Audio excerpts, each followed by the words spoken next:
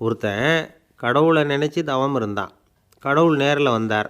தேவலோகத்தில் ரூபாய்க்கெல்லாம் என்ன மதிப்புன்னு கேட்டான். அங்கெல்லாம் ரூபாய்ங்கிறது உங்கள் பணத்தில் 1,00,00,000 ரூபாய்க்கு சமம். அதாவது தேவலோகத்தில் 1 ரூபான்னா இங்கே 1,00,00,000 ரூபா. அது மாதிரி எங்களுக்கு ஒரு நாளுங்கிறது உங்கள் கணக்கில் 1,00,00,000 வருஷத்துக்கு சமம் அப்படின்னார் கடவுள்.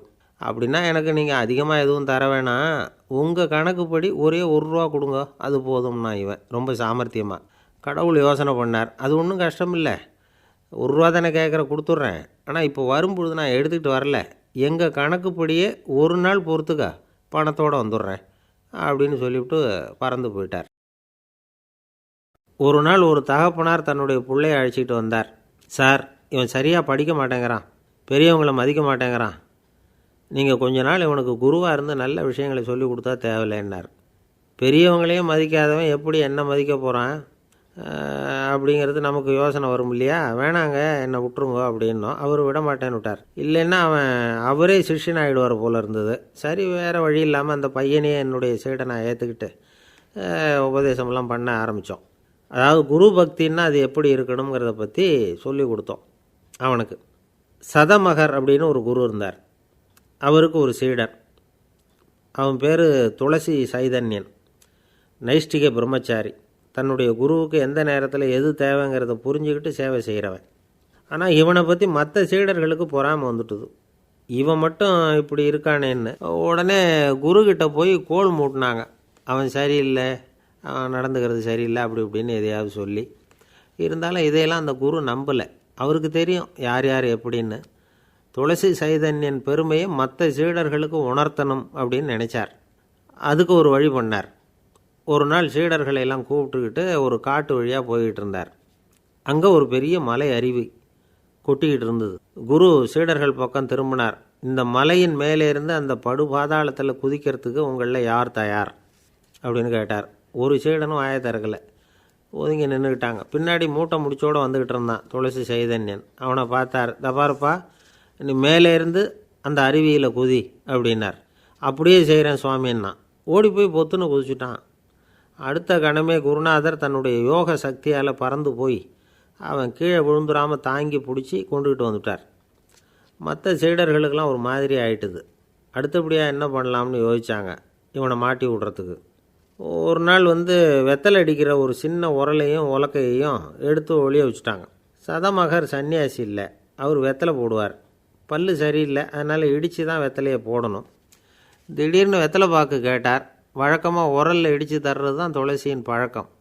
உரலை தேடினா கிடைக்கல, என்ன பண்ணுறது? குரு கேட்டுவிட்டாரே, குரு சேவை தானே முக்கியம். என்ன பண்ணால் வெத்தலை பாக்க தன்னுடைய வாயில் போட்டு முன்னும் அதை எடுத்து அவர்கிட்ட கொடுத்துட்டான். குரு எதையோ படிச்சுக்கிட்டே அதை வாங்கி வாயில் போட்டுக்கிட்டார். துளசி இன்றைக்கி தாம்பூலம் நல்லா இடிக்கப்பட்டிருக்கு, ருசியாக வேறு இருக்குது, அதை இடித்த பாத்திரத்தை என் கண்ணால் பார்க்கணும்னு ஆசையாக இருக்குன்னு விட்டார். அதை மட்டும் அனுப்பி போய் நீ வர வேண்டான்னு வேற சொல்லிவிட்டார். இதை கேட்டதும் துளசி தவிச்சு போயிட்டான். இவன் போகாமல் எப்படி வாயை மட்டும் அனுப்பி வைக்க முடியும்? இவன் தவிக்கிறத பார்த்ததும் மற்ற சீடர்களுக்கெல்லாம் மனசுக்குள்ளே ரொம்ப சந்தோஷம்.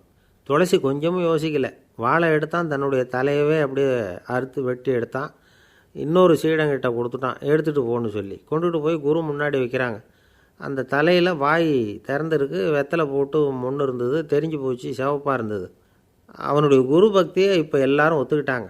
அதுக்கப்புறம் குரு சதமகர் தன்னுடைய அற்புத திறமையினால் அந்த தலையை மறுபடியும் ஒட்ட வச்சுட்டார். துளசிக்கு உயிர் வந்துட்டுது.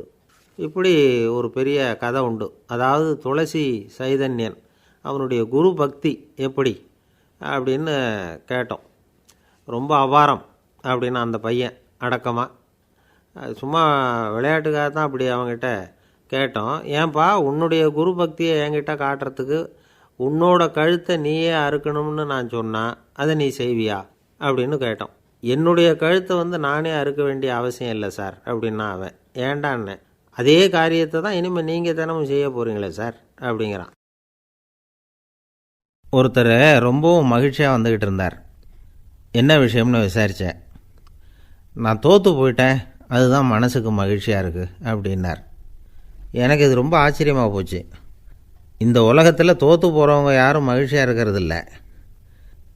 அப்படி இருக்கிறப்ப இவர் இப்படி சொல்கிறாரே, எங்கே தோற்று போனீங்கன்னு கேட்டேன். அதுக்கப்புறம் தான் அவர் விவரமாக சொன்னார். என்னோடய 5 வயசு குழந்தையோடு நான் விளையாடிக்கிட்டு இருந்தேன். அந்த விளையாட்டில் என் குழந்தை ஜெயிச்சு விட்டுது, நான் தோற்று போயிட்டேன் அப்படின்னார் ரொம்ப உற்சாகமாக.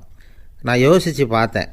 அதாவது நாம் சின்ன குழந்தையாக இருக்கிறப்போ எந்த விளையாட்டில் கலந்துக்கிட்டாலும் அதில் நாம் தான் ஜெயிக்கணும்னு ஒரு வெறி நமக்குள்ளே இருக்கும். நம்மளை எதிர்த்து விளையாடுறவர் நல்லவரா கெட்டவரா, பெரியவரா சின்னவரா அப்படிங்கிறதெல்லாம் முக்கியம் கிடையாது. அவர் தோற்று போகணும், நாம் ஜெயிக்கணும், அதுதான் முக்கியம். எதிரியை சந்தோஷப்படுத்த விளையாடுகிற கலை அப்போ நமக்கு தெரியறதில்ல. வாழ்க்கையில் ஒரு பக்குவம் வந்ததுக்கு அப்புறம் வெற்றி பெறணுங்கிற மன அழுத்தம் போயிடுது. போட்டியில் ஜெயிக்கணுங்கிறத விட குழந்தையை சந்தோஷப்படுத்தணுங்கிறது முக்கியமாக போச்சு. ஜெயிக்கணுங்கிற வெறி ஓடி போட்டுது. ஒரு குழந்தையாக இருந்தப்போ நம்ம வளர்ச்சிக்கு உதவிய வெறி பெரியவனானதுக்கு பிறகு நமக்கு எதிரியாக மாறுது. அதை சரியான சமயத்தில் நாம் புரிஞ்சுக்கிட்டோம்னா போதும், நாம் பொழைச்சிக்கலாம். ஒவ்வொரு மனுஷனுமே வாழ்க்கையோட அடுத்த கட்ட வளர்ச்சியில் அடி எடுத்து வைக்கிற நேரத்தில் தன்கிட்ட இருந்து ஏதோ ஒரு குணத்தை அல்லது தன் குணம் இருந்த ஏதோ ஒரு உறவை நாம் இழக்கத்தான் வேண்டியிருக்குது. ஒரு கட்டம் வரைக்கும் உதவியாக இருந்த குணம் அடுத்த கட்டத்துக்கு தடையாக கூட மாறிடலாம்.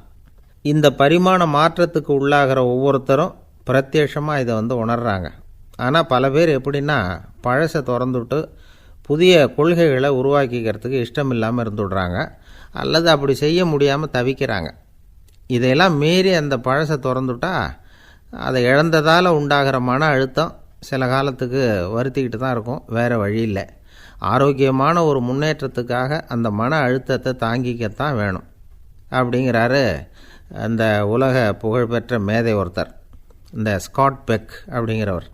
பிறந்த நாள் முதல் இதுதான் சரி அப்படின்னு கற்பிக்கப்பட்டு வந்த ஒவ்வொரு தத்துவத்தையும் தங்களுடைய வளர்ச்சிக்கு தகுந்த மாதிரி மாற்றி அர்த்தப்படுத்தி கொள்ள முடியாமல் வாழ்க்கை சூழலில் அப்படியே அரைப்பட்டு தூளாகிறவர்கள் தான் ரொம்ப தவிக்கிறாங்களாம்.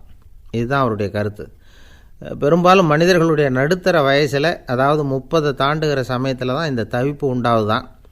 இதை தான் மேற்கத்திய நாடுகளில் அடிக்கடி மிட் லைஃப் கிரைசிஸ் அப்படின்னு சொல்கிறாங்க.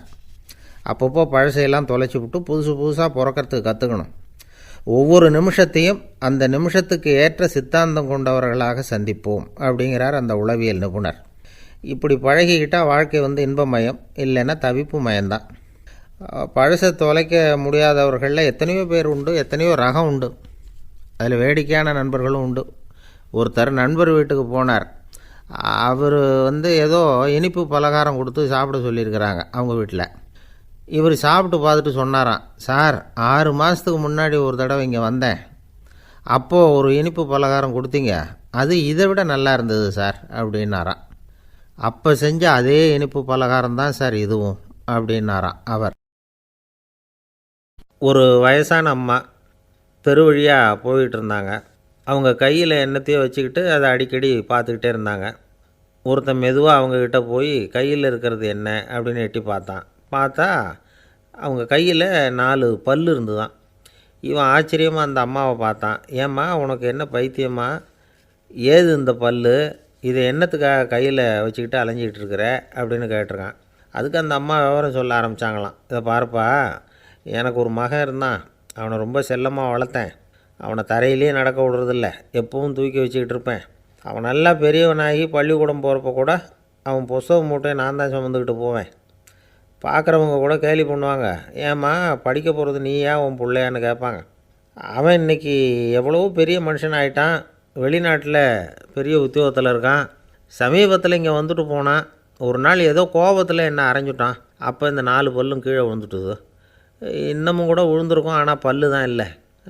என் புள்ள அரைஞ்சதுனால விழுந்த பல்லு இல்லையா அது, அதனால் இதை எப்பவும் என் கையிலேயே வச்சுக்கிட்டு ஆசையோடு பார்த்துக்கிட்டு இருக்கிறேன்.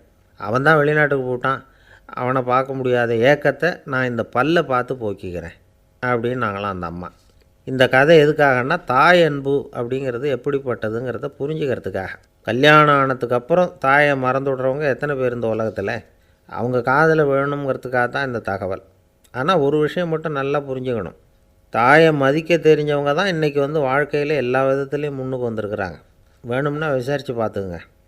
இன்னொரு அம்மா இருந்தாங்க. அவங்க தினமும் ஒரு கோயிலுக்கு வருவாங்க. சாமியை பார்த்து, கடவுளே நான் இறந்து போனால் நரகத்துக்கு போகணும் அப்படின்னு வேண்டிக்குவாங்களாம். எல்லோரும் சொர்க்கத்துக்கு போகணும்னு தானே கடவுள்கிட்ட வேண்டிக்குவாங்க. இந்த அம்மா தினம் வந்து நான் நரகத்துக்கு போகணும் அப்படின்னு வேண்டிக்கிறாங்க.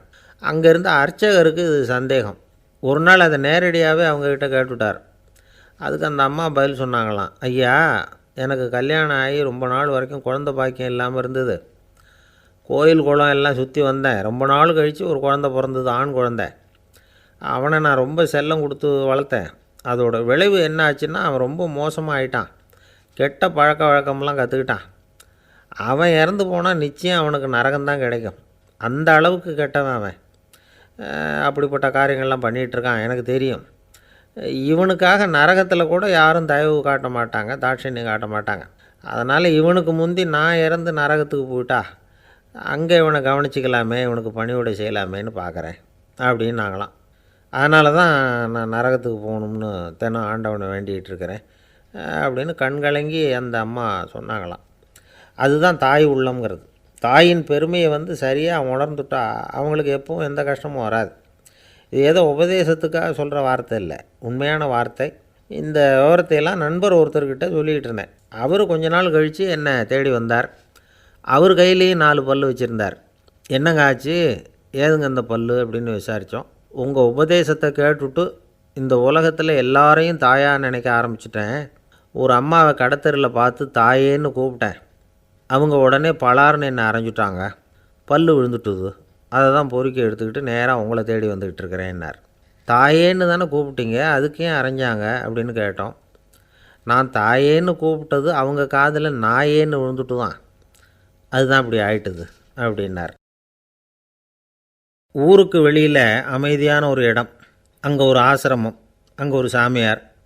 அவர் தினமும் நல்ல போதனைகள்லாம் செய்வார். பல பேர் போய் அங்கேயே சில நாள் தங்கி இருந்து அவர் சொல்கிற அறிவுரைகளை எல்லாம் கேட்டுக்கிட்டு வர்றது வழக்கம். ஒரு தடவை அவரை பார்த்துட்டு போகிறதுக்காக 3 வெளியூர் தம்பதிகள் வந்தாங்களாம். அந்த மடத்திலேயே சாப்பிட்டுக்கிட்டு தங்கியிருந்து அவங்களுடைய போதனைகளை கேட்டுக்கிட்டு போகணுங்கிறது அவங்க நோக்கம். காலையில் குளிச்சுட்டு பூஜையில் உட்காந்தார் அந்த சுவாமி.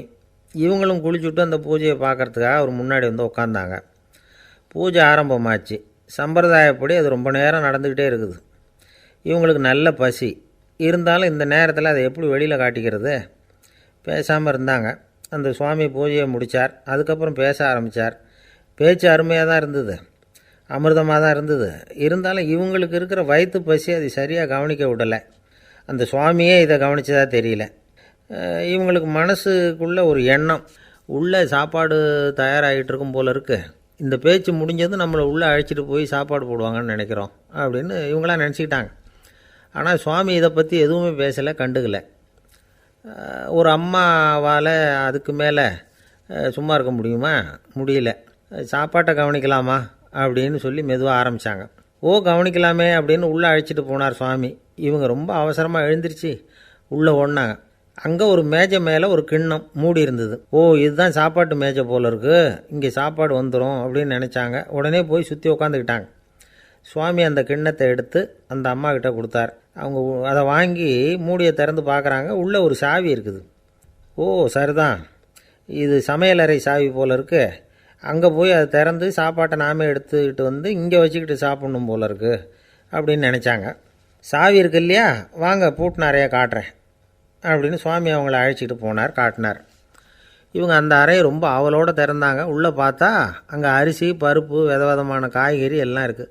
சமையலுக்கு வேண்டிய மிளகாய், எண்ணெய், பால், தயிர், நெய் இப்படி எல்லாமே இருக்குது. அடுப்பு, விறகு, நெருப்பு போட்டி அது கூட அங்கே இருக்குது. சாப்பாடு தயாராக இருக்கும்னு நினச்சிக்கிட்டு போனால் இப்படி இருக்குதே அப்படின்னு சொல்லி அதை பார்த்ததும் ரொம்ப சோர்ந்து போட்டாங்க அவங்க. சுவாமி, என்ன இது சாப்பாடு இல்லையா அப்படின்னாங்க.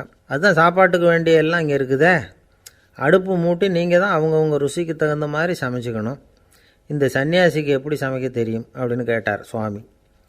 சாப்பாடு தயாராக இருக்கும்னு நாங்கள் எதிர்பார்த்தோம் அப்படின்னாங்க. நீங்கள் இப்படி சொல்லுவீங்கன்னு நானும் எதிர்பார்த்தேன். இது வரைக்கும் நான் எவ்வளவோ தத்துவம்லாம் எடுத்து சொன்னேன். எல்லாத்தையும் விட இதுதான் அனுபவபூர்வமான தத்துவம். ஆண்டவன் நமக்கு நல்ல மனசை கொடுத்துருக்குறான், நல்ல வாய்ப்புகளையும் தந்திருக்கிறான், அதையெல்லாம் பயன்படுத்திக்கக்கூடிய மூளையையும் சிந்தனையையும் கொடுத்துருக்குறான். அதனால் அடுப்பை தான் நீங்கள் மூட்டணும். அடுப்பை நீங்கள் தான் மூட்டணும். உங்களுக்கு உகந்ததை நீங்கள் தான் சமைச்சு ருசித்து அனுபவிக்கணும். ஆண்டவனே அதை செஞ்சுக்கிட்டு இருக்க மாட்டான் அப்படின்னாராம் அந்த சுவாமி. நம்முடைய வாழ்க்கையில் பல நல்ல பலன்களை பெறுறதுக்கு நாம் தான் முயற்சி பண்ணணும். அதுக்குரிய சூழ்நிலையை தான் ஆண்டவன் கொடுப்பானே தவிர அதை விளக்கறதுக்காக தான் அந்த சுவாமி அப்படி செஞ்சு காட்டியிருக்கிறார். இது ஒரு பெரியவர் இப்படி ஒரு விளக்கம் கொடுத்தார். அதுக்கப்புறம் அந்த 3 தம்பதிகளும் தெளிவடைஞ்சுட்டாங்களாம். நாம் தெளிவடைகிறது எப்போங்கிறது தான் தெரியல அப்படின்னு பல பேர் இதை கேட்டுட்டு சொல்லிகிட்டு இருக்கிறாங்க. இந்த கதையை நம்முடைய நண்பர் ஒருத்தர்கிட்ட சொன்னேன். அந்த நண்பர் ரொம்ப சந்தோஷப்பட்டார். நீங்கள் சொல்கிறது கரெக்டு சார், ஆனால் நான் அதை விட ஒரு படி மேலே சார். எனக்கெல்லாம் அரிசி பருப்பு இருக்கிற ரூம் எதுன்னு கையை காட்டிட்டா போதும், உடனே கிண்ணத்துலேருந்து சாவியை எடுத்து கொடுக்கணுங்கிற அவசியம்லாம் இல்லை எனக்கு. அப்புறம் எப்படி ரூமை திறந்துருவீங்க அப்படின்னு கேட்டேன். பூட்டை உடச்சி திறந்துருவேன், அதுதான் எனக்கு பழக்கம் அப்படிங்கிறார்.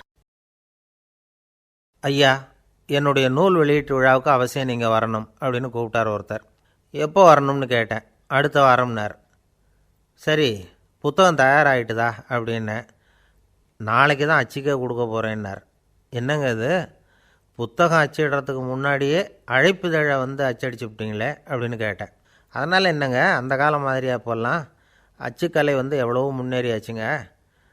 லைனோ type, monotype, phototype, laser, இப்படி என்னென்னமோ வந்தாச்சு. இன்றைக்கி கொடுத்தா நாளைக்கே புத்தகம் தயார் அப்படின்னார். இப்படி இந்த அளவுக்கு முன்னேறி இருக்கிற இந்த அச்சுக்கலை ஆரம்பத்தில் எப்படி இருந்தது தெரியுமா? அந்த காலத்தில் காகிதம்னா என்னென்னே தெரியாது. அப்படி ஒன்று கண்டுபிடிக்கப்படவே இல்லை. அப்போல்லாம் எதையாவது ஒன்று எழுதணும்னா அதுக்கு ஆட்டு தோலை தான் பயன்படுத்தி இருக்கிறாங்க. கண்ணுக்குட்டி தோல் கூட அதுக்கு உபயோகப்பட்டு தான். ஐரோப்பாவில் இருந்த பாதிரியார்கள் தோலில் எழுதப்பட்ட புத்தகத்தை தயாரிக்கிறதுல ரொம்ப கெட்டிக்காரங்களாம். எகிப்து, அப்புறம் மத்திய தரைக்கடல் ஓரத்தில் உள்ள நாடுகள், இங்கேயெல்லாம் தோல் தான் எழுதுபொருளாக பயன்பட்டு வந்திருக்குது. ஆனால் நம்ம நாட்டில் ஓலைச்சுவடிகளை எழுத்துக்கு பயன்படுத்தியிருக்கிறாங்க. எழுதுறதுக்கு தோலை பயன்படுத்தினவங்க பிறகு பேப்பரைஸ் அப்படிங்கிற கோரை புல்லை அதுக்கு பயன்படுத்தினாங்களாம். இதெல்லாம் அப்படி கொஞ்சம் கொஞ்சமாக கண்டுபிடிச்சிட்டு வந்திருக்கிறாங்க. அந்த புல்லை கச்சிதமாக நறுக்க வேண்டியது, நல்லா பதப்படுத்த வேண்டியது, அதுக்கப்புறம் அதில் எழுத வேண்டியது, அவ்வளவுதான். பேப்பருங்கிற சொல்லே இந்த பேப்பைரஸ் அப்படிங்கிறதுலேருந்து வந்தது தான். அதுக்கப்புறம் தான் காகிதம் வந்தது. இதை முதல்ல சீன நாட்டில் தான் கண்டுபிடிச்சாங்க. அது வந்த பிறகு அச்சு எந்திரம் கண்டுபிடிக்க வேண்டிய அவசியம் ஏற்பட்டது. அதை கண்டுபிடிச்சவர் ஜெர்மானிய அறிவியல் அறிஞர் ஜான் கூட்டன்பர்க். அச்சு கலைக்கு அடித்தளம் அமைச்சவர் அவர் தான். ஜெர்மனியில் மெயின்ஸ் அப்படிங்கிற ஊரில் 1399 பிறந்தார். அவரோட மாமன் ஒருத்தர் உலோக வேலையில் வல்லவர். அவர்கிட்ட அந்த வேலையை கற்றுக்கிட்டார். அதோட வைர கற்களை பட்டை தீட்டுறதுலேயும் ரொம்ப தேர்ச்சி பெற்றிருந்தார். இளம் வயசுலேயே சும்மா இருக்க மாட்டாராம். எதை செஞ்சாலும் அதை திறமையாக செய்வாராம். அவர் தான் முதல்ல மர அச்சு எழுத்துக்களை உருவாக்கினார். அது மேலே மை தடவி பிரதிகள் எடுத்தார். அதுக்கப்புறம் உலோக எழுத்துக்கள், முதல்ல காரியம், அப்புறம் இரும்பு, அப்புறம் கலப்பு உலோகம், பிறகு அச்சடிக்கிறதுக்கு எந்திரம் ஒன்றையும் உருவாக்கினார். முதல்ல பைபிள் அச்சடித்தார். 1468 அவர் இறந்து போனார். 16ஆம் நூற்றாண்டில் மேலை நாடுகளிலிருந்து மர எழுத்துக்களை கொண்டுகிட்டு தமிழ்நாட்டில் கிறிஸ்தவ நூல்களை அச்சிட்டாங்க. அப்போல்லாம் அச்சகங்கள் போதிய அளவுக்கு இங்கே இல்லை. அதுக்கு என்ன காரணம்னா, இந்தியர்கள் அச்சகங்களை நடத்தக்கூடாது அப்படின்னு சட்டம். 1835 வரைக்கும் அந்த சட்டம் நடைமுறையில் இருந்தது. இந்த நிலைமையில் அங்கேயும் இங்கேயுமா 1-2 அச்சகங்கள் ஆரம்பமாச்சு.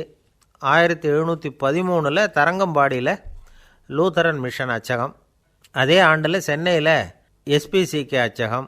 இது ரெண்டும் தான் இந்தியாவில் முதல்ல தொடங்கப்பட்ட அச்சகங்கள். ஆட்டுத்தோல்லையும் ஓலைச்சுவடியிலையும் எழுதப்பட்ட எழுத்துக்கள் இன்றைக்கி எங்கேயோ போயிட்டுது. ஆனால் நம்ம ஊரில் எழுத்தாளர்கள் நிலைமை தான் ஒன்றும் சொல்லிக்கிறது மாதிரி இல்லை. நம்ம ஆள் ஒருத்தர் சொன்னார், சார், நான் சொந்தத்தில் ஒரு அச்சாஃபீஸ் வச்சுருந்தேன், இப்போவும் வச்சுருக்கிறேன். அதனால் என்னுடைய படைப்புகளை புத்தகமாக வெளியிடுறதில் எனக்கு ஒன்றும் கஷ்டம் இல்லை. வருஷத்துக்கு ஒரு புத்தகம் எழுதி வெளியிட்டுருவேன்.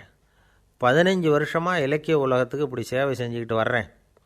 ஆனால் இந்த வருஷம்தான் வாசகர்கள் எனக்கு பாராட்டு விழா நடத்தியிருக்கிறாங்க அப்படின்னார். இந்த வருஷம் அப்படி என்ன விசேஷம் அப்படின்னு கேட்டோம். இந்த வருஷம்தான் நான் எந்த புத்தகம் எழுதி வெளியிடாமல் இருந்தேன், அதுக்காகத்தான் எனக்கு இந்த பாராட்டு விழா அப்படின்னார். ஒரு நண்பர் இருக்கார். எப்போ பார்த்தாலும் கையில் ஒரு புத்தகம் இருக்கும். புத்தகம் இல்லாமல் எங்கேயும் புறப்பட மாட்டார். எதுக்காக இப்படி எடுத்துகிட்டு போகிறீங்க அப்படின்னு கேட்டால், எனக்கு இது ஒரு நல்ல நண்பன் மாதிரி, இந்த காலத்தில் எங்கே போனாலும் காத்திருக்க வேண்டியிருக்கு. அது மாதிரி சமயத்தில் நான் நண்பன் கூட பேசிக்கிட்டு இருப்பேன் அப்படிம்பாரான். ஒருத்தர் ஒரு பெரிய அரச பதவியில் இருந்தார். அவர் பதவியிலேருந்து இறங்க வேண்டிய சூழ்நிலை. அரசு கொடுத்துருந்த வீட்டை விட்டுட்டு வெளியில் வர்றார். வரும்பொழுது 2 கையிலையும் 2 பெட்டியை எடுத்துகிட்டு வந்தாராம். சார், உங்களுடைய உடைமைகள் அப்படின்னு கேட்குறாங்க அங்கே இருந்த ஊழியர்கள். இவர் தன்னுடைய கையில் இருக்கிற பெட்டியை காட்டி, இதுதான் என்னுடைய சொத்து அப்படின்னாராம். ஒரு பெட்டியில் அவருடைய உடைகள், இன்னொரு பெட்டியில் அவர் விரும்பி படிக்கிற புத்தகங்கள். அவ்வளவுதான். இதுதான் இருந்துதான். புத்தகம் படிக்கிறது மனசுக்கு நல்லதுங்கிறது நமக்கு தெரியும். புத்தக வாசிப்பு உடம்புக்கும் நல்லதுங்கிறாங்க. அது நமக்கு ஆச்சரியமாக தான் இருக்குது. ஒரு நபர் ஒரு வருஷத்தில் சராசரியாக 2000 பக்கங்களை படிச்சிருக்கணுமா, யுனெஸ்கோ பரிந்துரை. ஆனால் நம்ம நாட்டில் நாம் சராசரியாக படிக்கிறது 32 பக்கங்கள். அவ்வளவுதான். இவ்வளவுக்கு நம்ம நாட்டில் 6000த்துக்கும் மேற்பட்ட நாளேடுகள், 2000த்துக்கும் மேற்பட்ட இதழ்கள், மலர்கள், இவ்வளவு இருந்தும் சரியாக வரல. இந்த உலகத்தில் முதல் நூலகம் எங்கே எப்போ ஆரம்பமாச்சு தெரியுமா? கிமு 2500ஆம் ஆண்டில் அது ஆரம்பமாயிருக்குது. பாபிலோனியாவில் அமில் அணு அப்படிங்கிற அரசன் தான் நூலகத்தை உருவாக்கி இருக்கிறான். அப்போல்லாம் தாள் கிடையாது, களிமண் தான். களிமண் பலகைகளில் எழுதி அது தொகுத்து அப்படியே நூலாக்கி அதை நூலகத்தில் வச்சுருப்பாங்களாம். அரசருடைய நூலகத்தில் 1000த்துக்கும் மேற்பட்ட நூல்கள் இருந்ததாக வரலாற்று குறிப்பு இருக்குது. அது மட்டும் இல்லை, அந்த நூலகத்தில் பொருள் வாரியாக, அதாவது சப்ஜெக்ட் வாரியாக புத்தகங்களை வகைப்படுத்தி வச்சுருந்தாங்களாம். அதில் மிச்சம் இருந்த ஒரு 25 களிமண் பலகை புத்தகங்கள் இன்றைக்கும் பிரிட்டிஷ் அருங்காட்சியகத்தில் இருக்குதான். அச்சு தாள் இதெல்லாம் ஏற்பட்டதுக்கப்புறம் அமைக்கப்பட்டது தான் ஃப்ரான்ஸில் இருக்கக்கூடிய பாரிஸ் நூலகம். 1480 பிரெஞ்சு மன்னர் 11ஆம் லூயி இந்த நூலகத்தை அமைச்சாராம். ஆனால் அப்போல்லாம் அரசர்கள் மட்டும்தான் நூலகத்தை பயன்படுத்த முடியுமா.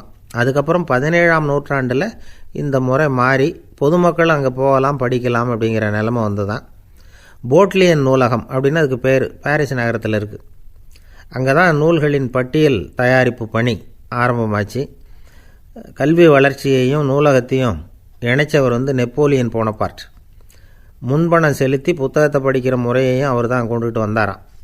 மக்கள்கிட்ட வசூலிக்கிற வரியின் ஒரு பகுதியை நூலகத்துக்கு பயன்படுத்தினவரும் அவர் தானா. நெப்போலியன் நூலகத்தில் உலகத்தில் உள்ள எல்லா மொழி நூல்களும் இருக்குதான். அங்கே ஒரு தமிழ் நூலும் இருந்திருக்குது. அது என்னென்னா கம்பராமாயணம். சோவியத் யூனியனுக்கு படையெடுத்து போனப்போ அங்கேருந்து லட்சக்கணக்கான புத்தகங்களை இந்த பனிச்சறுக்கு வாகனங்கள் இருக்குல்ல, அதில் கொண்டுகிட்டு வந்ததாக வரலாறு. அடுத்தபடியாக குறிப்பிட்டு சொல்லத்தக்க நூலகம் எதுன்னா பிரிட்டிஷ் நூலகம். மிக பழைய கையெழுத்து பிரதியெல்லாம் கூட அங்கே இருக்குது. 1753 ஆரம்பமாச்சு. அதில் உள்ள நூல்களை வரிசையாக அடுக்கினா 180 கிலோமீட்டர் நீளத்துக்கு வருமா. மிகப்பெரிய நூலகம் அமெரிக்க தலைநகர் வாஷிங்டனில் இருக்குதான். இந்தியாவை பொறுத்த வரைக்கும் பெரிய பழைய நூலகம் எதுன்னா கல்கத்தா நூலகம். எல்லா இந்திய மொழி நூல்களும் இங்கே உண்டு. மகாகவி பாரதியார் நடத்தின இந்தியாங்கிற இதழின் எல்லா பிரதிகளும் அங்கே பாதுகாப்பாக இருக்குது. படிக்கும் பழக்கம் இங்கே வளர வேண்டியிருக்குது. ஒருத்தர்கிட்ட ஒரு புஸ்தகத்தை கொடுத்து விமர்சனம் எழுத சொல்லியிருந்தாங்க. கொஞ்ச நாள் கழித்து அவரை போய் பார்த்து, என்னங்க புஸ்தகத்தை படித்து பார்த்தீங்களா அப்படின்னு கேட்டாங்களாம். இதுக்கு அவர் சொல்லியிருக்கிறார், இன்னும் நான் படித்து பார்க்கலிங்க, இப்போ தானே விமர்சனமே எழுதி முடிச்சிருக்கிறேன், இனிமேல் தான் படிக்கணும் அப்படின்னாராம். ஒருத்தர் அவசரமாக போய்கிட்டு இருந்தார். எங்கே போய்கிட்டு இருக்கீங்க அப்படின்னு கேட்டார் ஒரு பெரியவர். கடைக்கு போகிறேன் சார், சாமான் வாங்கிறதுக்கு அப்படின்னார். அங்கே போகிறதுக்கு முன்னாடி தெரிஞ்சிக்க வேண்டியதெல்லாம் தெரிஞ்சுக்கிட்டீங்களா அப்படின்னு கேட்டார் பெரியவர். கடைக்கு போய் காசை கொடுத்து ஒரு பொருளை வாங்கிட்டு வரப்போகிறோம், இதில் தெரிஞ்சிக்க வேண்டியது என்ன இருக்குது அப்படின்னார் அலட்சியமாக. இப்போ அந்த பெரியவர் பேச ஆரம்பித்தார். இந்த உலகத்தில் எந்த ஒரு செயலில் இறங்குறப்போவும் நாம் நல்லா ஆலோசனை பண்ண வேண்டிய விஷயம் 5 அப்படின்னார்.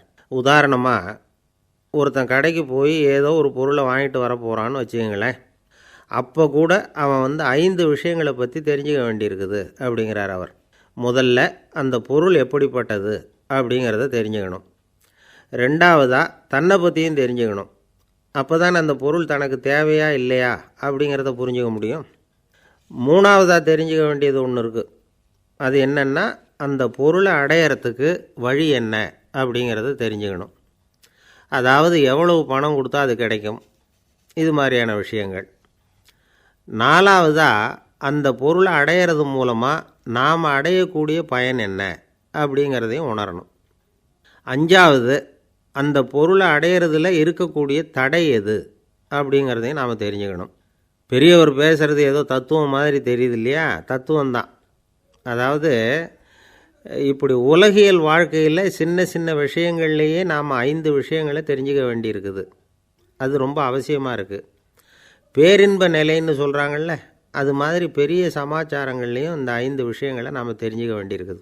அதுக்கு பேர் என்னன்னா அர்த்த பஞ்சகம். வைணவ சமயத்தில் அர்த்த பஞ்சகம்ங்கிறது ரொம்ப பெரிய விஷயம். கடைக்கு போகிறது மாதிரி கடவுளை பார்க்க போகிறப்பவும் நாம் 5 விஷயங்களை தெரிஞ்சுக்கணுமா. முதல்ல பரம்பொருள் அப்படிங்கிறது என்ன, அதோட தன்மைகள் என்ன, இதை தெரிஞ்சுக்கணும். இதுக்கு பேர் என்னென்னா பரமாத்ம ஸ்வரூபம் அப்படின்னு பேர். 2வது, நாம் யார், நம்மோட தன்மை என்ன அப்படிங்கிறத தெரிஞ்சுக்கணும். நான் யாருன்னு எனக்கே தெரியலங்கிறப்போ இதை நான் சொல்கிறேன்னு இது என்னுடையதுன்னு சொல்கிறது தப்பு தானே. அப்புறம் 3வது விஷயம், பரம்பொருளை நாம் அடையிறதுக்கு வழி எது, இதை தெரிஞ்சுக்கணும். இது உபாய ஸ்வரூபம் அப்படின்னு பேர். 4வது விஷயம், நாம் அடைய வேண்டிய பயன்கள் என்ன அப்படிங்கிறத தெரிஞ்சுக்கிறது. இதுக்கு புருஷார்த்தம் அப்படின்னு பேர். 5வது, அந்த பயனை அடைய விடாமல் தடுக்கிற தடைகள் யாவை அப்படிங்கிறத தெரிஞ்சுக்கிறது. இது விரோதி ஸ்வரூபம். இதைத்தான் தடையியல் அப்படின்னு சொல்கிறாங்க. அதாவது பரமாத்மாவை பற்றிய அறிவு, ஜீவாத்மாவை பற்றிய அறிவு, உபாயம் பற்றிய அறிவு, புருஷார்த்தம் பற்றிய அறிவு, இந்த 4 அறிவுக்கும் எதிரடையாக, அதாவது அதையெல்லாம் தப்பாக புரிஞ்சுக்கிறதால உண்டாகக்கூடிய அறிவு விரோதி ஸ்வரூபம். என்ன இது தகவலில் ஏதாவது கதை சொல்லுவீங்கன்னு பார்த்தா ஏதோ தத்துவம் பேசிகிட்டு இருக்கிறீங்களே அப்படின்னு நினைக்கலாம்.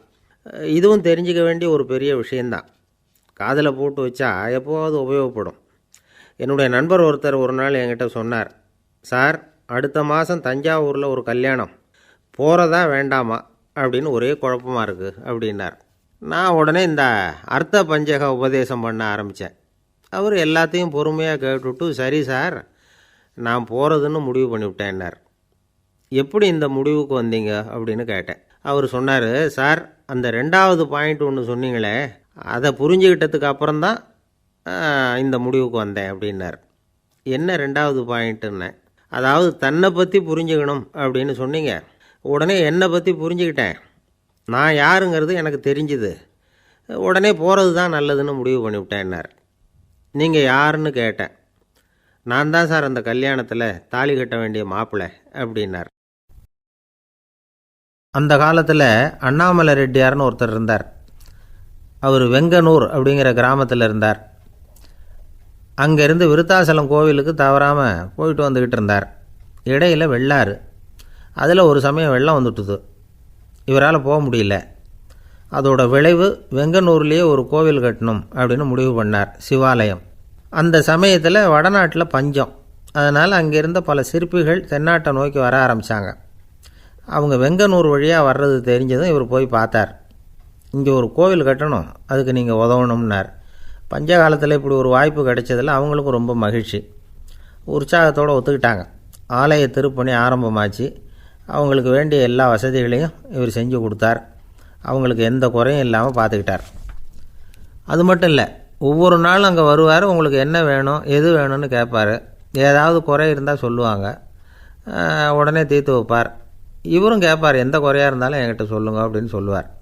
அதை தவிர இவராகவே கவனித்தும் அவங்களுக்கு என்னென்ன தேவைங்கிறத கண்டுபிடிச்சி அதையெல்லாம் கொடுத்துக்கிட்டு இருப்பார். என்ன தேவைன்னாலும் அதை நிறைவேற்றி வச்சுருவார். அந்த சிற்பிகளின் தலைவன் ஒருத்தன், அந்த ஆளுக்கு வெத்தலை பாக்கு போடுறது பழக்கம். இதை தெரிஞ்சுக்கிட்டு அதுக்காகவே ஒரு ஆளை ஏற்பாடு பண்ணார். வேணுங்கிறப்போலாம் நீ வெத்தலை சிவல் மடித்து கொடுக்க வேண்டியது உன் வேலை அப்படின்னு ஒருத்தனை ஏற்பாடு பண்ணிட்டார். இப்படியெல்லாம் செஞ்சதும் அவங்களுக்கும் ரொம்ப உற்சாகம். ரொம்ப பொறுப்பாக சிற்ப வேலைகளை செஞ்சுக்கிட்டு இருக்கிறாங்க. ஒரு நாள் என்னாச்சு தெரியுமா? அந்த சிற்பிகளின் தலைவன் ரொம்ப நுணுக்கமாக ஒரு வேலையை செஞ்சுக்கிட்டு இருக்கிறான்.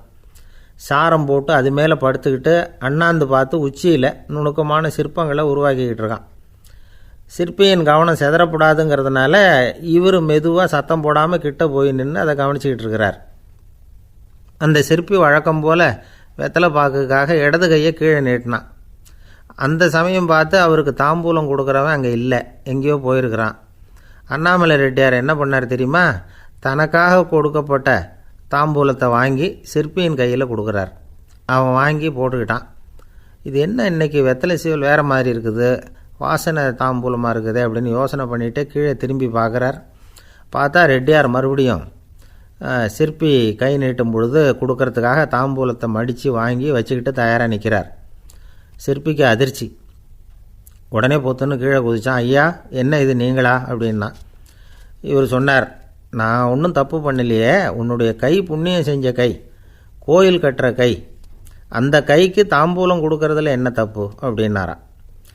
ஏற்கனவே பஞ்சத்தில் அடிபட்டு வந்த எங்களை நீங்கள் ஆதரித்ததே பெரிய விஷயம்.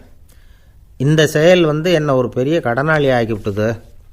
ஐயா, எங்களுக்கு உணவு உடை இதை மட்டும் நீங்கள் கொடுத்தா போதும், ஊதியம்னு எதுவும் வாங்க மாட்டோம் அப்படின்னு நானும். அந்த சிற்பி எவ்வளோ வற்புறுத்தியும் எதுவும் வாங்கிக்கலையாம். இந்த செய்தியை தமிழ் தாத்தா டாக்டர் ஊவேசா சொல்லியிருக்கிறார். அந்த காலத்தில் எப்படிப்பட்டவங்கள்லாம் வாழ்ந்துருக்கிறாங்க பாருங்கள். இந்த காலத்தில் ஒருத்தர் கோவில் கட்டினார், வேலை செய்கிற எல்லாருக்கும் சாப்பாடு போடுவார். சிற்ப வேலை செஞ்சுட்டு சாப்பிட வர்ற ஒவ்வொருத்தர் கையையும் அன்பாக பிடிச்சி முத்தம் கொடுத்து உள்ளே அனுப்புவார். அந்த கைகளுக்கு நீங்கள் கொடுக்குற மரியாதையாது அப்படின்னு கேட்டாங்க. அடா, அது இல்லைங்க, ஏற்கனவே முதல் பந்தியில் சாப்பிட வந்தவன் மறுபடியும் வர்றானான்னு கண்டுபிடிக்கிறதுக்காக கையை பிடிச்சி மோந்து பார்க்குறேன் அப்படின்னாராம் அவர். பிரம்மத்தை அறிந்தவன் பிரம்மமாகிறான் அப்படின்னு ஒரு பெரியவர் பேசினார் ஒரு கோவிலில். தைத்திரிய உபனிஷத்து அப்படி சொல்லுதான். இதை கேட்கும் பொழுது நமக்கு ஒரு சந்தேகம் வரும். அது எப்படி? பிரம்மத்தை அறிந்தவன் பிரம்மம் ஆகிறான்னா, சிங்கத்தை அறிந்தவன் சிங்கம் ஆகிறானா, தோசையை அறிந்தவன் தோசை ஆகிறானா? இப்படிப்பட்ட சந்தேகம் நமக்கு வர்றதில் ஒன்றும் ஆச்சரியம் இல்லை. இது இயற்கை. இதுக்கும் அந்த பெரியவரே பதில் சொல்கிறார். சிங்கம் வேற, நாம் வேற. அதனால் சிங்கத்தை அறிந்தவன் சிங்கம் ஆக மாட்டான். ஆனால் பிரம்மம் வேற, நாம் வேற இல்லை. அதனால் பிரம்மத்தை அறிந்தவன் பிரம்மமாகிறான் அப்படிங்கிறது அவரோட விளக்கம். மனிதன் அவன்தான் தான் பிரம்மங்கிறது தெரியாதனால தான் அதை வேறு எங்கேயோ தேடிகிட்டு இருக்கிறான். கடைசியில் அது தான் தாங்கிறது புரிஞ்சுக்கிற பொழுது அவன் பிரம்மம் ஆகிடுறான். இதை விளக்கிறதுக்கு ஒரு உபநிஷத்து கதையே இருக்குது. நமக்கு தெரிஞ்ச கதை தான், ஆனால் அதை வேறு விதமான அர்த்தத்தில் விளையாட்டாக சொல்லிகிட்டு இருக்கிறோம். ஒரு சமயம் ஒரு 10 நண்பர்கள் ஒரு காட்டு வழியாக போய்கிட்டு இருக்கிறாங்க. குறுக்க ஒரு நதி, அதை கடந்து அடுத்த பக்கம் போகணும். எல்லோரும் ஒரு வழியாக கடந்து அடுத்த கரைக்கு போய் சேர்ந்துட்டாங்க. அங்கே போய் சேர்ந்ததுக்கப்புறம் எல்லோரும் பத்திரமா சேர்ந்துட்டோமா அப்படின்னு தெரிஞ்சுக்கிறதுக்காக எண்ணி பார்க்குறான் அந்த கூட்டத்து தலைவன். அவங்க மொத்தம் 10 பேர். ஆனால் அவன் எண்ணி பார்க்குறப்போ 9 தான் வருது. ஏன்னா அவன் தன்னை விட்டுவிட்டான். எதிரில் நிற்கிறவங்கள மட்டுமே எண்ணுறான். ஐயோ, 10வது ஆள் எங்கேங்கிறான், பதறான். சரி, நீ இரு, நான் எண்ணி பார்க்குறேன்னு சொல்லிவிட்டு இன்னொருத்தன் எண்ணுறான். அவனும் தன்னை விட்டுட்டு எண்ணுறான். 9 தான் வருது. எல்லோரும் கொய்யோ முறையோன்னு கத்த ஆரம்பிச்சிட்டாங்க. அந்த சமயத்தில் ஒரு பெரியவர் அந்த பக்கமாக வர்றார். என்ன விஷயம்னு விசாரிக்கிறார். 10வது ஆள் 6 அடிச்சுட்டு போட்டுது அப்படின்னு சொல்லி இவங்க அழறாங்க. சரி, அழாதீங்க அப்படின்னு சொல்லி அந்த தலைவனை பார்த்து இப்படி வாங்குறார். வர்றான். இப்போ எனக்கு முன்னாடி ஒரு தரம் எண்ணு பார்க்கலாம்ங்கிறார். 1 2 3ன்னு ஆரம்பித்து 9ல் முடிக்கிறான். உடனே பெரியவர், நீ தான் அந்த 10வது ஆள் அப்படிங்கிறார். இது உண்மை. நாம் தான் அது. நாம் தான் நம்மளை வேறு எங்கேயோ தேடிகிட்டு இருக்கிறோம். நாம் எங்கேயோ தேடிகிட்டு இருக்கிறோமே, அந்த பிரம்மம் நாம் தான். இப்படி ஒரு பெரிய உண்மையை விளக்கிறதுக்காக தான் அப்படி ஒரு கதை சொல்லப்பட்டது. ஆனால் அதை நாம் வேறு விதமாக வேடிக்கையாக உபயோகப்படுத்திக்கிட்டு இருக்கிறோம். எப்படி தெரியுமா? ஒரு ஆத்தங்கரையில் ஒரு 10 பேர் முழிச்சுக்கிட்டே நின்றுக்கிட்டு இருந்தாங்களாம். அந்த பக்கமாக வந்த ஒருத்தன், ஏன் இப்படி முழிச்சுக்கிட்டு நிற்கிறீங்கன்னு கேட்டிருக்கிறான். எங்களுக்கு நீச்சல் தெரியாது, நாங்கள்லாம் அடுத்த கரைக்கு போய் சேரணும் அப்படின்னு நாங்களாம். சரி, நாங்கள் விட்டுட்டு போய் விட்றேன். எல்லாரும் அக்கறைக்கு போய் சேர்ந்த உடனே ஆளுக்கு ₹1 வீதமாக மொத்தம் ₹10 எனக்கு கொடுக்கணும் அப்படின்ட்டுருக்கான் இவன். சரின்னு ஒத்துக்கிட்டாங்க. இவன் ஒவ்வொருத்தராக கையை பிடிச்சி மெதுவாக ஆற்றுல இறக்கி அழைச்சிட்டு போயிட்டான். 9 பேரை கரை சேர்த்துட்டான். 10வது ஆள் பாதி ஆற்றுல போயிட்டுருக்கிறப்போ திடீர்னு வெள்ளம் வந்துட்டுது. புடி நழுவி போச்சு. கையை விட்டுட்டான். வெள்ளம் அடிச்சிட்டு போட்டுது. அழைச்சிட்டு வந்தவன் நீச்சல் அடித்து தடுமாறி கரைக்கு சேர்ந்துட்டான். கரையில் இருந்தவங்களுக்கு இந்த விஷயம் தெரியாது. இருந்தாலும் இவன் உடம்பு பூரா நனைஞ்சி கொஞ்சம் அதிகமாக மூச்சு வாங்க நின்றுக்கிட்டு இருந்தானா, ஏன் இப்படி மூச்சு வாங்குது, என்ன விஷயம் அப்படின்னு கேட்டாங்களாம். அதுக்கு இவன் கொஞ்சமாக அலட்டிக்காமல் சொன்னானா, வேறு ஒன்றும் இல்லை, நீங்கள் கொடுக்க வேண்டிய ₹10ல் ₹1 குறைஞ்சி போச்சு, அவ்வளவுதான் அப்படின்னானா. ஒரு ஆள் ராமகிருஷ்ணரை தேடி வந்தான். அவன் கையில் 1000 பொற்காசுகள் வச்சுருந்தான். அதை அவர்கிட்ட கொடுத்து இதை ஏற்றுக்கணும் அப்படின்னு ரொம்ப பணிவாக கேட்டுக்கிட்டான். அவர் பார்த்தார், இது எனக்கு தேவையில்லை, ஆனாலும் உன்னுடைய மனசை புண்படுத்துறதுக்கு நான் விரும்பலை, அதனால் நீ கொடுக்குறத வாங்கிக்கிறேன்னார். வாங்கிக்கிட்டார். அப்புறம் கேட்டார், இதை பாரு, இனிமேல் இதெல்லாம் என்னுடைய இது தானே அப்படின்னார். ஆமாம், அதையெல்லாம் நான் உங்களுக்கே கொடுத்துட்டேன் அவன். சரி, இப்போ நீ எனக்காக ஒரு காரியம் பண்ணணும்னார். என்ன செய்யணும்னு சொல்லுங்கன்னா, இந்த நாணயங்களையெல்லாம் எடுத்துக்கிட்டு போய் கங்கை நதியில் எரிஞ்சுட்டு வா அப்படின்னார். இவனுக்கு அதிர்ச்சியாக போச்சு. என்ன பண்ணுறது, இனிமேல் அது முடியாதுன்னு சொல்ல முடியாது. ஏன்னா அந்த நாணயங்களையெல்லாம் அவருக்கே கொடுத்துட்டான். இனிமேல் அதெல்லாம் இவனுடையது இல்லை. பேசாமல் அவ்வளோவே அள்ளிக்கிட்டு ஆத்தங்கரைக்கு போனான். போனவன் ரொம்ப நேரம் திரும்பியே வரல. ராமகிருஷ்ணருக்கு சந்தேகம், என்ன ஆச்சு அந்த மனுஷனுக்கு, காசுகளோடு அந்த கங்கையில் குதிச்சுட்டானா, போகும்பொழுதே ஒரு மாதிரியாக தான் போனான், போய் என்னன்னு பார்த்துட்டு வாங்க அப்படின்னார். அங்கே இருந்த ஒருத்தர் ஓடி போய் பார்த்தார். அவர் போய் பார்க்கும்பொழுது அவன் அங்கேயே இருந்தான். அதுக்கப்புறம் அவர் திரும்பி வந்தார். வந்து விவரத்தை சொன்னார். அதாவது அவன் கங்கை கரையில் உட்காந்துக்கிட்டு ஒவ்வொரு நாணயமாக 1 2ன்னு எண்ணி எண்ணி வீசிக்கிட்டு இருக்கிறான். அவனை சுற்றி ஒரு கும்பல் நின்றுக்கிட்டு அவனை தடுத்துக்கிட்டு இருக்குது அப்படின்னு விவரத்தை சொன்னார் போயிட்டு வந்தவர். இதை கேட்டதும் ராமகிருஷ்ணரே புறப்பட்டு அங்கே போனாராம். என்ன இப்படி பண்ணிகிட்ருக்கிற, நான் உன்னை அந்த நாணயங்களை கங்கையில் வீசி எறிய சொன்னேன், நீ ஏன் அதை எண்ணிக்கிட்டு இருக்கிற அப்படின்னார். பழக்கம்தான் காரணம், நான் ஒவ்வொரு நாளும் ஒவ்வொன்றா சேமித்து வச்சேன். இன்றைக்கி என்கிட்ட நிறைய இருக்குது, உங்களுக்கு ஒரு 1000 நாணயங்களை கொடுக்கணுங்கிறது என்னோடய ஆசை அப்படின்னா. இப்போ ராமகிருஷ்ணர் சொன்னார், ஒரே நேரத்தில் எல்லாத்தையும் சம்பாதிச்சிருந்தா நீ எண்ணுறது பொருத்தமாக இருக்கும். எல்லாத்தையும் இழக்கும்போது ஒவ்வொன்றா எண்ணிக்கிட்டு இழக்கிறதுங்கிறது சரியான செயல் இல்லை. அதனால் ஒரே தடவையாக எல்லாத்தையும் தூக்கி எறிஞ்சிடும் அப்படின்னார். இது இழப்பது அப்படிங்கிற ஒரு உயர்ந்த நிலை. இதை நாம் யதார்த்த வாழ்க்கையில் சம்மந்தப்படுத்தி பார்த்து குழப்பிக்கிட்டு இருக்கக்கூடாது. இழக்கிறேன்னு சொல்லிக்கிட்டு இருக்கிற காசையெல்லாம் ஆற்றுலையும் குளத்துலையும் கொண்டு போய் எரிஞ்சிட்டு வாங்க அப்படின்னு உபதேசம் பண்ணுறதாக யாரும் நினச்சிடக்கூடாது. இதில் நாம் புரிஞ்சிக்க வேண்டியது என்னென்னா, எதையாவது ஒன்றை இன்னொருத்தருக்கு கொடுக்கணும் அப்படின்னு விருப்பப்பட்டால் அதை மனப்பூர்வமாக கொடுத்துடணும். கொடுத்துட்டு அதையே நினச்சிக்கிட்டு இருக்கக்கூடாது. நம்மால் ஒருத்தர் ஒரு 100 ரூபா நோட்டை தன்னுடைய நண்பர் ஒருத்தர்கிட்ட கொடுத்து, இது உனக்கு தான் வச்சுக்கோ அப்படின்னார். அவர் பார்த்தார், இது இனிமேல் எனக்கு தானே சொந்தம் அப்படின்னார். ஆமான்னார் அவர். அப்படின்னா எனக்காக நீ ஒரு உதவி செய்யணும்னார். சொல்லுங்கள் செய்கிறேன்னார் அவர். இந்த 100 ரூபா நோட்டை தீ வச்சு கொளுத்தி விடுன்னார். இவர் அதிர்ச்சியாகி அவரை பார்த்தார். இப்போ அவர் சொன்னார், நீ எனக்கு அன்பாக கொடுத்தது இது, இந்த நோட்டு கள்ள நோட்டுங்கிறது எனக்கு முன்னாடியே தெரியும், சீக்கிரம் கொளுத்தி விடு, அதுதான் நம்ம 2 பேருக்குமே நல்லது அப்படின்னாராம் அவர். ஏங்க எங்கே போயிட்டு வரீங்க அப்படின்னு கேட்டேன். எனக்கு வேண்டப்பட்ட ஒருத்தரை பார்த்து. ஆஸ்பத்திரிக்குன்னார். எந்த ஆஸ்பத்திரிக்குன்னே? மாட்டு ஆஸ்பத்திரிக்குன்னார். என்ன விஷயம்னே? மாமனாருக்கு உடம்பு சரியில்லை, அதுதான் மாட்டு ஆஸ்பத்திரிக்கு போயிட்டு வரேன்னார். அட பாவி, அதுக்கு அந்த ஆஸ்பத்திரிக்காக போவாங்க அப்படின்னு ஆச்சரியமா. அட அது இல்லைப்பா, முதல்ல எங்கள் குடும்ப டாக்டர் தான் தேடிக்கிட்டு போனேன். அவர் அந்த நேரத்தில் அவர் வளர்க்குற நாய்க்குட்டிக்கு உடம்பு சரியில்லைன்னு சொல்லி அதை தூக்கிக்கிட்டு மாட்டு ஆஸ்பத்திரிக்கு போயிட்டாராம் சொன்னாங்க. அதனால் அங்கே போய் அவரை சந்தித்து விஷயத்தை சொல்லிவிட்டு வர்றேன்னார். அப்புறம் தான் எனக்கு கொஞ்சம் நிம்மதியாக இருந்தது. பொதுவாக நமக்கு தெரிஞ்ச வரையில் டாக்டர்கள் 2 வகை. நமக்கு வைத்தியம் பண்ணுற டாக்டர்கள் ஒரு வகை, நம்மக்கிட்ட இருக்கிற ஆடு மாடு கோழிக்கு வைத்தியம் பண்ணுற டாக்டர்கள் ஒரு வகை. இப்போ தான் எனக்கு தெரியும் இன்னொரு வகையான டாக்டர்களும் உண்டுங்கிறது. அது யாருன்னா, பூச்சிகளுக்கு வைத்தியம் பண்ணுற டாக்டர்கள், அதாவது பூச்சி டாக்டர்கள். வெளிநாடுகளில் அப்படிலாம் கூட சில பேர் இருக்கிறாங்க. பிரிட்டனில் யார்க்ஷயர் வட்டாரத்தில் ராதர்ஹாம் அப்படின்னு ஒரு ஊர்.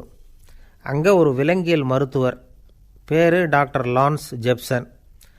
அவர் ஆஸ்பத்திரி வாசலில் பார்த்திங்கன்னா தினமும் நிறைய பேர் நின்றுக்கிட்டு இருப்பாங்க. கையில் கண்ணாடி குடுவை, தகர டப்பா இப்படி ஏதாவது இருக்கும். அதுக்குள்ளே ஏதாவது பூச்சிகள் இருக்கும். அதுக்கு வைத்தியம் பண்ணுறதுக்காக வந்தவங்க தான் அவங்கெல்லாம். சிலந்தி பூச்சி, பல்லி, தேளு, பாம்பு இப்படி ஏதாவது இருக்கும். பொழுதுபோக்காக சில பேர் நாய், பூனை, கிளி, மைனா, புறா இப்படி ஏதாவது வளர்க்குறாங்கல்ல, அது மாதிரி இப்போல்லாம் தேளு, பல்லி, பாம்பு, பூச்சி இதையெல்லாம் வளர்க்க ஆரம்பிச்சிட்டாங்களாம். இது ஒரு புது ஃபேஷன். இப்போ கூண்டுக்குள்ளே டப்பாக்குள்ளே போட்டு வளர்க்குறது, அதுக்கு ஏதாவது நோய் வந்துட்டுதுன்னா வைத்தியம் பண்ணுறதுக்கு டாக்டர்கிட்ட வந்துட வேண்டியது, இப்படி இந்த பழக்கம்லாம் நிறையா வந்துட்டுது. ரத்தம் உறிஞ்சிற அட்டைகள் கூட இவங்கக்கிட்ட வைத்தியத்துக்கு வருதான். சிலந்திகளில் செங்கால் சிலந்தின்னு ஒரு வகை. மத்திய அமெரிக்க காடுகளில் இது அதிகம். சிலந்திகள்லேயே ரொம்ப விலை உசந்தது இந்த ரகம்தான். கால்களில் சிவப்பு கோடுகள் இருக்கும். இந்த இனம் இப்போ குறைஞ்சிக்கிட்டே வர்றதுனால சர்வதேச விதிகளின்படி இவற்றின் ஏற்றுமதி இறக்குமதிக்கு தடை விதிக்கப்பட்டிருக்குது. அதனால் இதை வளர்க்குறவங்க வீட்டுக்குள்ளேயே இனவிருத்தி மூலமாக பெருக்கி விற்பனை பண்ணிட்டு வராங்களாம்.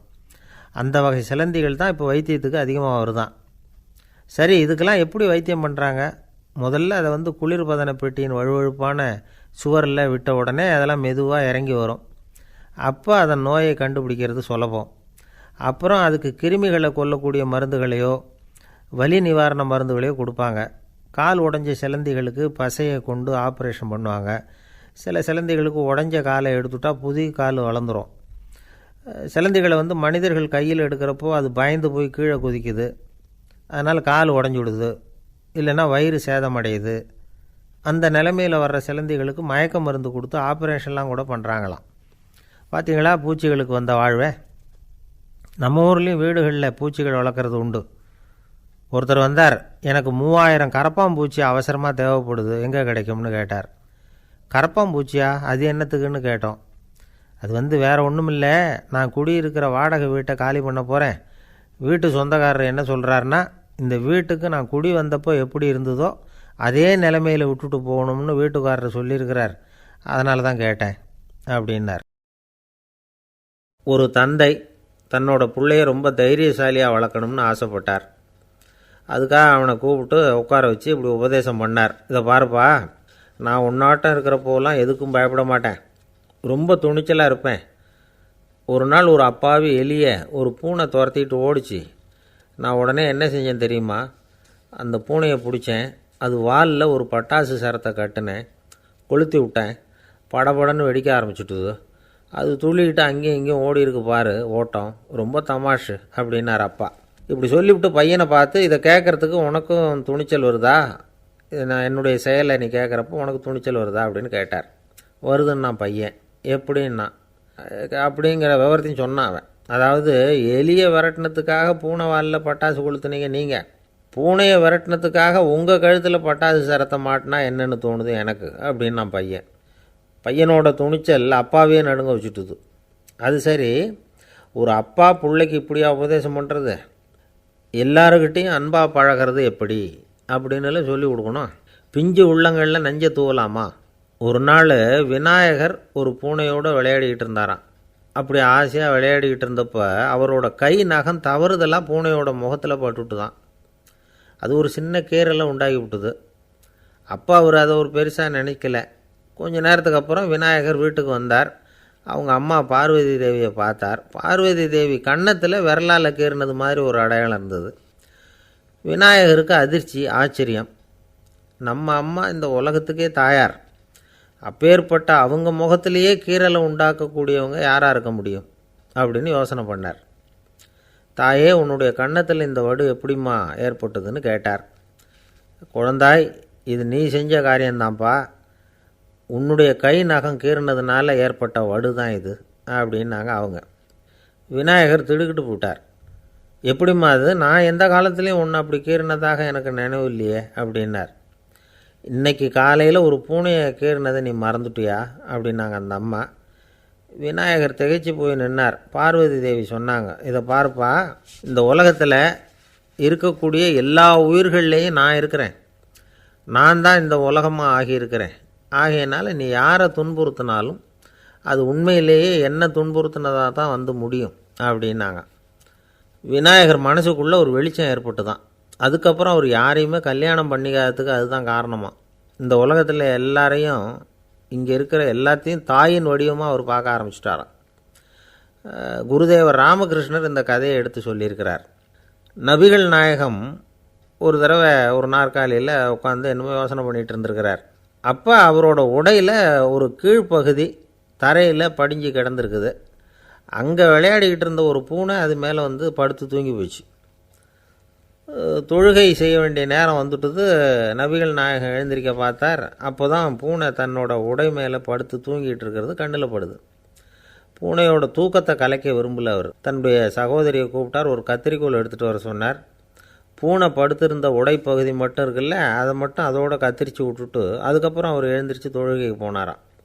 அதாவது பிற உயிர்கள்கிட்ட எப்படி அன்பு காட்டணுங்கிறத பெரியவங்க எவ்வளவோ விதத்தில் நமக்கு எடுத்து காட்டியிருக்கிறாங்க. இருந்தாலும் எத்தனை பேர் மனசில் அதெல்லாம் உரைச்சிருக்குது. நாமளும் நம்ம ட்ரெஸ்ஸு மேலே ஒரு பூனை படுத்திருந்தா ஒரு கத்தரிக்கோலை தான் தேடுவோம், எடுத்துகிட்டு வர சொல்லுவோம். துணியை வெட்டுறதுக்கு பதிலாக இல்லை அதோட வாழை வெட்டினா என்ன அப்படின்னு தோணும்.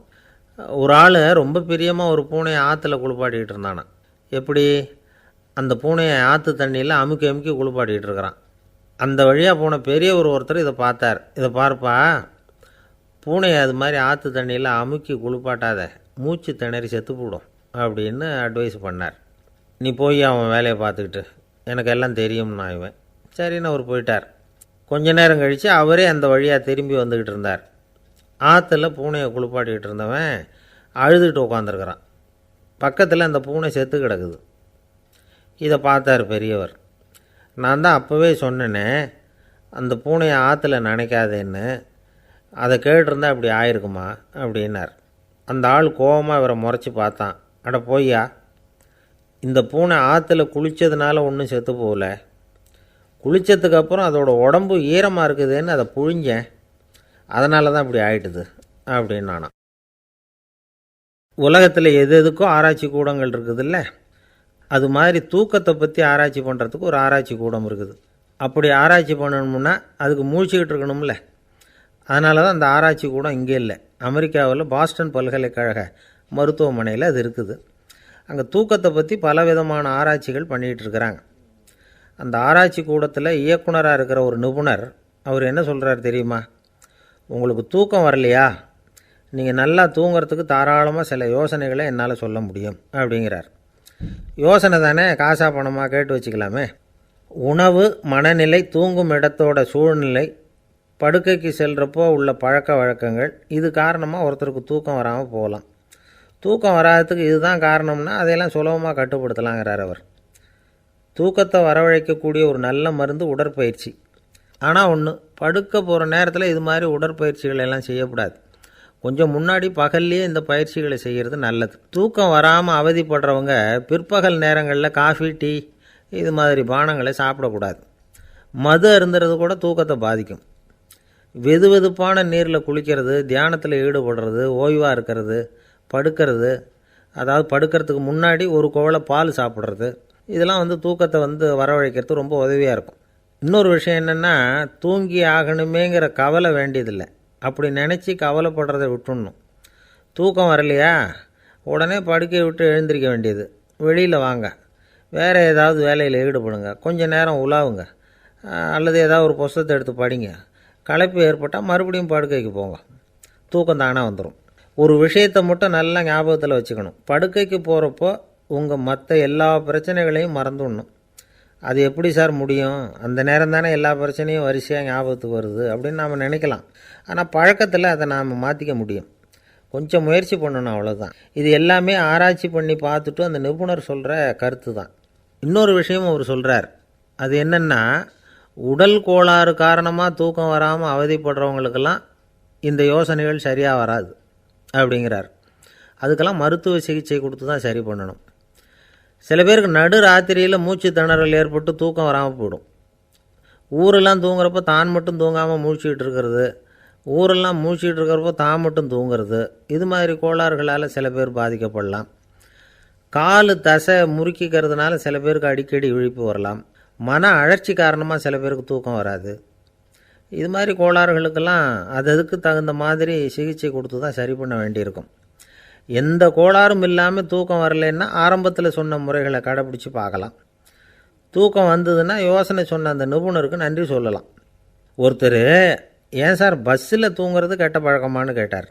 இல்லையே, நான் கூட பஸ்ஸில் போகிறப்ப தூங்கிட்டு தானே போவேன் அப்படின்னார் இன்னொருத்தர். அப்புறம் ஏன் என்ன டிரைவர் வேலை வேணாம்னு வீட்டுக்கு அனுப்பி வச்சுட்டாங்க அப்படின்னாராம் அவர்.